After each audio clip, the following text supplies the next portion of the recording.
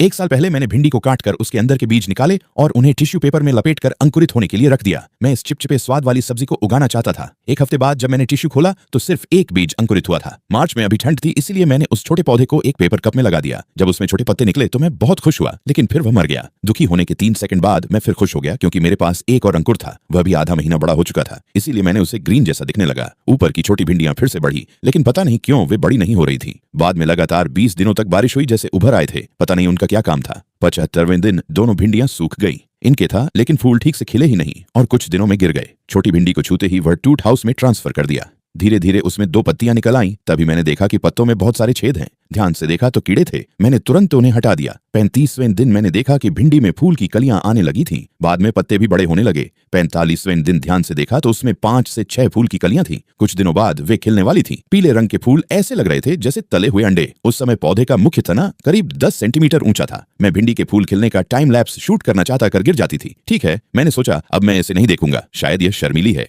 1 हफ्ते बाद जब मैंने पत्ते हटाकर देखा तो चुपके से उसमें 2 भिंडियां उग चुकी थी। बाद में वे दोनों धीरे धीरे बड़ी होने लगी। 65वें दिन वे ज्यादा बढ़ना बंद हो गई। मुझे लगा इतनी छोटी भिंडी खाने लायक भी नहीं है, इसीलिए मैंने इसे सजावटी पौधे की तरह ही पालना शुरू कर दिया। बाद में एक भिंडी बूढ़ी होने लगी। मैंने देखा कि उसके तने पर बहुत सारे छोटे छोटे दाने अंदर ही भिंडी के बीच थे। 80वें दिन मेरे साथ बढ़ती हुई ये दोनों भिंडियां पूरी तरह सूख चुकी थीं, लेकिन ऊपर फिर से नई कलियां निकल आई थीं। मैंने दोनों सूखी भिंडियों को तोड़ लिया। वे बिल्कुल मिर्च जैसी दिख रही थीं। जब मैंने उन्हें खोला तो अंदर ढेर सारे बीज थे। सिर्फ इन 2 भिंडियों से ही एक मुट्ठी बीज निकल आए। लगता है अगले साल मैं बहुत सारी भिंडी उगा पाऊंगा। बाकी पौधा भी जल्दी जल्दी फूल और फल देने लगा। 120वें दिन वह एक छोटे पेड़ जिससे पौधे के सारे पत्ते गिर गए और जड़ भी सड़ गई। फिर मैंने उसकी देखभाल छोड़ दी। 150वें दिन पूरा तना सूख गया और ऊपर की भिंडियां भी सूख गई। मैंने उन सूखी भिंडियों को काट लिया। आधा साल मेहनत करने के बाद भी मैं भिंडी खा नहीं पाया, लेकिन इतने सारे बीज मिल गए कि लगता है अगले साल खूब सारी भिंडी उगा पाऊंगा। अगर आपको भिंडी उगाने का ये सफर पसंद आया हो तो चैनल को सब्सक्राइब जरूर।